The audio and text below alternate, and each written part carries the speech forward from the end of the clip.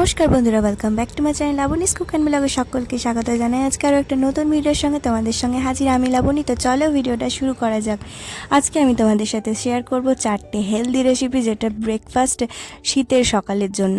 তো শীতের সকালে বিভিন্ন রকম শাকসবজি, কালারফুল শাকসবজি দেখেই বিভিন্ন কিছু বানাতে কিন্তু আমাদের ভীষণ ইচ্ছে করে। তো কিছু হেলদি কিছু বানানো মানে সবসময় আমি এটাই চেষ্টা করি যাতে আমার বাচ্চাকে বা আমার পরিবারের সকলকে একটু হেলদি কিছু খাওয়ানোর। তো ব্রেকফাস্টটা সবসময় হেলদি হওয়াটাই প্রয়োজন। তো আজকে প্রথম আমার যে রেসিপিটা সেটা তোমাদের সাথে শেয়ার করছি। এটা হলো ছাতুর পরোটা। এটাতে পেট অনেকক্ষণ পর্যন্ত ভর্তি থাকে। তো ছাতুর পরোটা বানানোর জন্য নিয়েছি বেশ কিছুটা ছাতু, আর তার মধ্যে দিলাম পেঁয়াজ কুচি, ক্যাপসিকাম কুচি, আর এর মধ্যে দিলাম আদার কুচি, আর দেবো ধনে পাতা কুচি। এর মধ্যে চাইলে কিন্তু গাজরও দিতে পারো, তবে গাজরটা দিলে হয়তো ভালো লাগবে না, তো আমি সেই জন্য গাজরটা স্কিপ করে গিয়েছি। তো আমার যে ফ্রেন্ড আছে, আমার প্রতিবেশী, তো সে হলো বিহারি। তো তার কাছ থেকে আমি শিখেছি এটা একটা বিহারি রেসিপি এবং এটা ভীষণই হেলদি, আর পেটও কিন্তু অনেকক্ষণ ভরা থাকে। আর আমি দিচ্ছি নারকেল কোড়া। নারকেল কোড়াটা এখানে একদমই অপশনাল।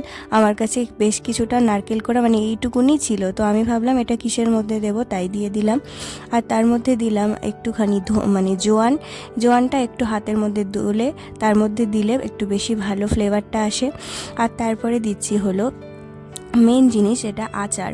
তো ওরা ব্যবহার করে হলো আমের আচার। তো আমার কাছে আমের আচারটা অ্যাভেলেবল ছিল না, তাই আমি এখানে লেবুর আচার দিলাম। তো লেবুর আচার দিয়েও কিন্তু রেসিপিটা খেতে একদমই খারাপ লাগছিল না, ভীষণই টেস্টি লাগছিল। যে কোনো আচারই এখানে ব্যবহার করা যায়, তেল আচার। তো এখানে আমের তেল আচার যেটা হয় সেটা ব্যবহার করে, আমি এখানে লেবুর তেল আচার ব্যবহার করলাম। তো তার সত্ত্বেও কিন্তু আমার রেসিপিটা ভীষণই ভালো হয়েছিল খেতে। আর সব সময় এই ধরনের রেসিপিগুলো হেলদি হয়ে থাকে। ছাতু তো গ্রীষ্মকালে যদিও বা আমরা এমনি মেখে ভাতের সাথে খেয়ে ফেলি, কিন্তু শীতকালে ছাতুটা খুব কম খাওয়া হয়। তো সেই কারণে ছাতুর এরকম একটা রেসিপি কিন্তু বানানো যেতে পারে। আর শীতকালে বিভিন্ন রকম শাকসবজি দেখে আমাদের বিভিন্ন কিছু বানাতে ইচ্ছে করে, আর রোজ রোজ একই রকম ব্রেকফাস্ট খেতে আমাদের কারোরই ভালো লাগে না। তো সেই জন্য বিভিন্ন রকম অপশন রাখলে নিজে বানাতেও কিন্তু বেশ ভালো লাগে। নিত্য নতুন একটা যদি ব্রেকফাস্ট হয় বা নিত্য নতুন কোনো খাবার হয়, তাহলে সেটা বানালে আমাদের মনটাও ভালো হয়ে যায়। তো ছাতুর মধ্যে সমস্ত উপকরণ দেওয়াতেও তোমাদের দেখিয়ে দিলাম। তারপরে অল্প একটু লবণ দিয়েছিলাম পরিমাণ মতো।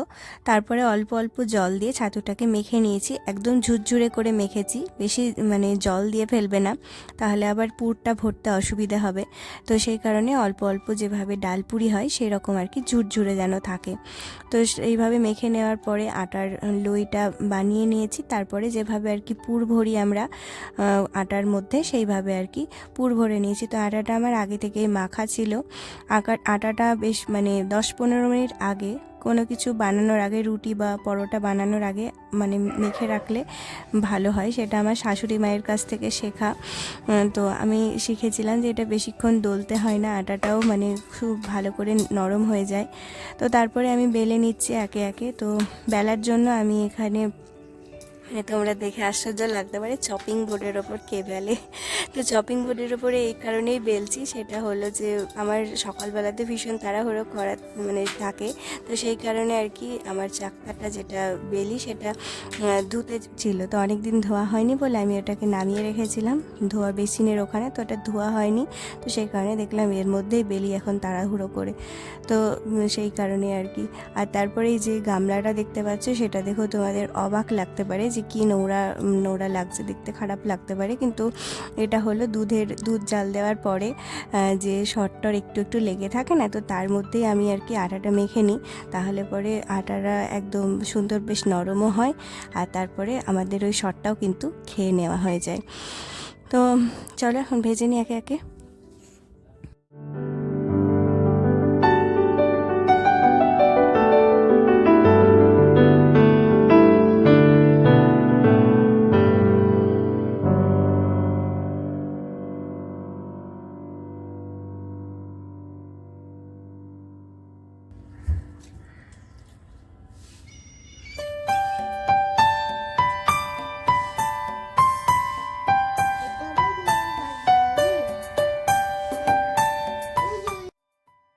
তো 2 নম্বর হলো মটরশুঁটির কচুরি। তো তার জন্য আমি আটাটা রেডি করে নিয়েছি।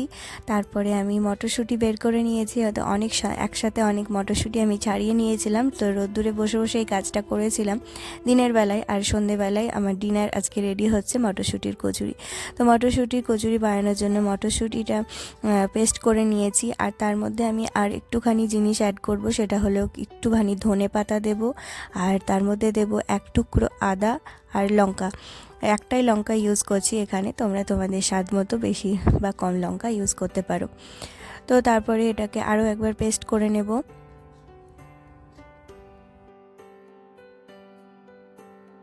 তো পেস্ট করে নিয়েছি ওদিকে ধনেপাতা, মটরশুঁটি, 1 টুকরো আদা আর লঙ্কা।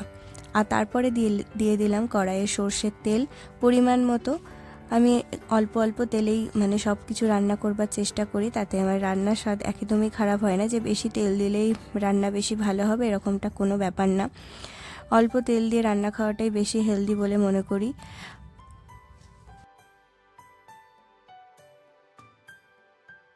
তো দুবারে পেস্ট করতে হলো আমাকে। তারপরে এবার কড়াইয়ে তেল দিয়ে দিয়েছি, তার মধ্যে দিলাম গোটা জিরে ফোড়ন দিলাম, আর দিলাম অল্প কিছুটা কালো জিরে, আর এরপরে দিয়েছিলাম হিং, কিন্তু এখানে ভিডিওটা করার সময় স্কিপ হয়ে গেছিলো। তো হিংটা দিলে বেশি ভালো টেস্টটা আসবে। তো হিংটা দিয়ে নেবে। তারপরে দিয়ে দিলাম হলো কড়াইশুঁটি, যেটা পেস্ট করে রেখেছিলাম সেটা দিলাম। মিক্সিতে পেস্ট করলে এটা একটু বেশি জলজলে হয়ে যায়, তো সেই জন্য ভালো করে এটাকে শুকিয়ে নিতে হবে। তারপরে একে একে গুঁড়ো মশলাগুলো দিয়ে দেব। অল্প একটু হলুদের গুঁড়ো, জিরের গুঁড়ো, ধনের গুঁড়ো, আর অল্প একটু লঙ্কার গুঁড়ো চাইলে তোমরা দিতে পারো। আমি এখানে একটা লঙ্কা ইউজ করেছিলাম বলে এখানে লঙ্কার গুঁড়ো দিলাম না, কারণ আমার সবসময় সব রান্নাতে আমি কম লঙ্কার ইউজ করি, আমার বাচ্চা আবার ঝাল খেতে পারে না, তো সেই কারণেই আর কি। আর দিয়ে দিলাম পরিমাণ মতো লবণ। তারপরে এটাকে ভালো করে নাড়িয়ে নাড়িয়ে শুকিয়ে নেব।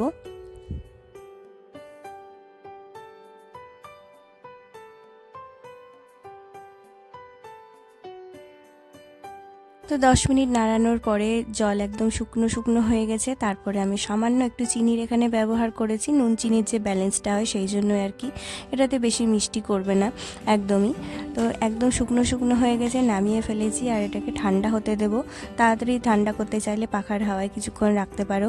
আর তারপরে লই বানিয়ে নিয়েছি আটার, আর যেভাবে আর কি পুর ভরি সেভাবে পুর ভরে এখন পরোটার আকারে এটাকে বেলবো। তো আমি রুটির মতো গোলই করছি, পরোটার কোনো আকার দিচ্ছি না। তো যে যেভাবে আকার দিয়ে এটাকে ভাজতে পারে। তো এটা ডুবো তেলে না ভেজে খাওয়াটাই ভালো, আমি সেটা বলবো তোমাদের, কারণ ডুবো তেলে ভাজলে না জিনিসটার গুণাগুণটা একদমই চলে যায়, মানে ডিপ ফ্রাই জিনিসটা বেশি আনহেলদি হয়। সেই কারণে আমি এখানে অল্প অল্প তেল দিয়ে যেভাবে পরোটা আর কি ভাজে তো সেইভাবে ভাজবে।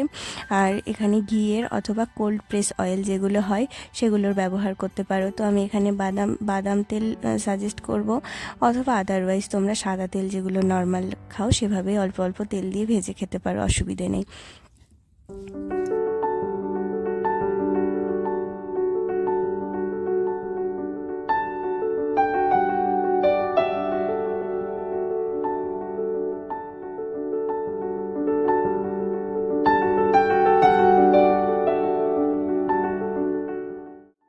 তো 3 নম্বর আমি বানাতে যাচ্ছি হলো মেথির পরোটা।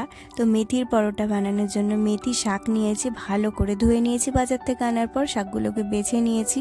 মেথি শাকের যে গোড়ার দিকে শক্ত পোর্শন থাকে সেগুলোকে ফেলে দিয়েছি, ডোগা ডোগাই নিতে হয়। আর তারপরে সেটাকে ভালো করে পেস্ট করে নিয়েছি। পেস্ট করার সময় আমি দিয়েছিলাম এখানে 1 টুকরো আদা, তোমরা চাইলে রসুনও দিতে পারো, তো আমি রসুন দিইনি। আর 1 টুকরো লঙ্কা, মানে একটা বা দুটো যেরকম লঙ্কা চাও দিতে পারো। তো তারপরে এটাকে পেস্ট করে অল্প অল্প করে এই পেস্টটা দিয়ে আটাটা মাখবো। আর এখানে পরিমাণ মতো লবণ দিলাম, লবণটা দিতে ভুলে গেছিলাম। তারপরে অল্প অল্প করে যেভাবে আর কি আমরা আটা মাখি, তো জলের ব্যবহার করব না। পরে যদি মনে হয় যে জল লাগবে তাহলে অল্প কিছুটা জলের ব্যবহার করতে পারি। তো এটা দিয়ে আর কি আটাটা মেখে নেব।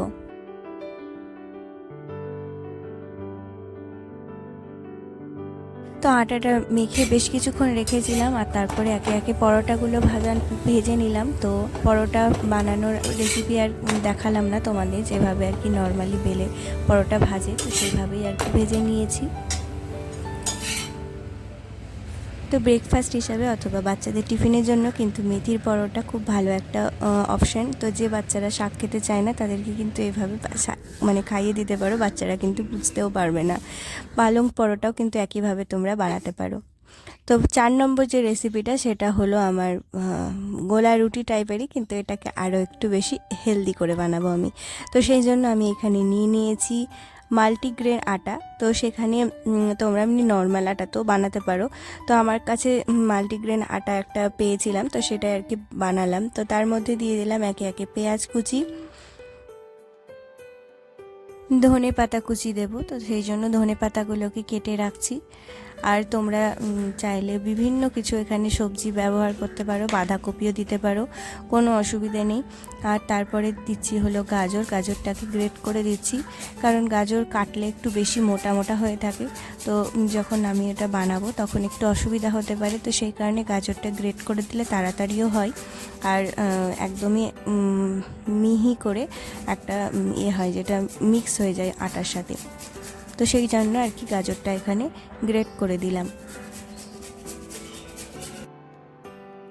তো গাজর গ্রেট করে নেওয়ার পর আমি অল্প একটু ক্যাপসিকাম কুচিও দিয়ে দিলাম। এবারে যেটা দেবো সেটা হলো পনির। তোমরা চাইলে এখানে পনির দিতে পারো অথবা নাও দিতে পারো। তো আমি এখানে পনির দিচ্ছি। পনিরটাকেও একটু অল্প একটু গ্রেট করে এর মধ্যে দেবো।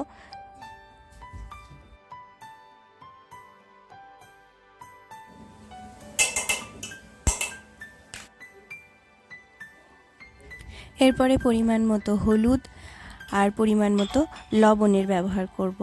আর চাইলে কিন্তু অন্যান্য মশলাও তোমরা ব্যবহার করতে পারো, টেস্টের জন্য জিরের গুঁড়োও দিতে পারো।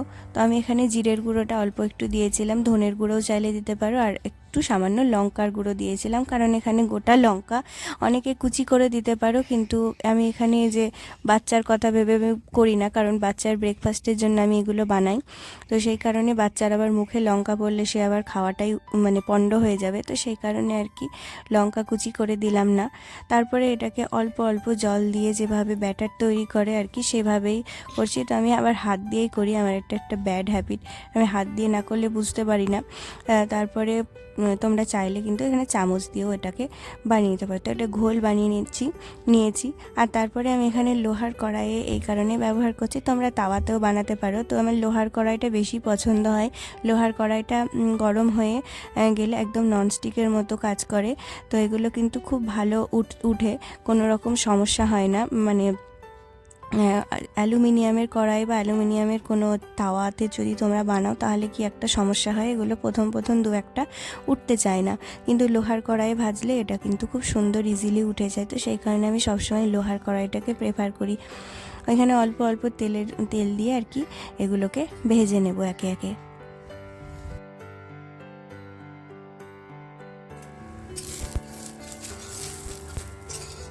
তো এইভাবে একে একে সবগুলো বানিয়ে নেব। এগুলো বানাতে একটুখানি সময় লাগে। তো আমার মানে খাওয়া দাওয়া শুরু করে দিই, দুটো বানাই আর ছেলে হাজব্যান্ড এভাবে দিতে থাকে। আর লাস্টে আমি নিয়েছি, তার সাথে নিয়েছি ছাতুর লাড্ডু, আমি বাড়িতে বানিয়েছিলাম আর রোদ্দুরে বসে এটা এনজয় করছি। তো ভিডিও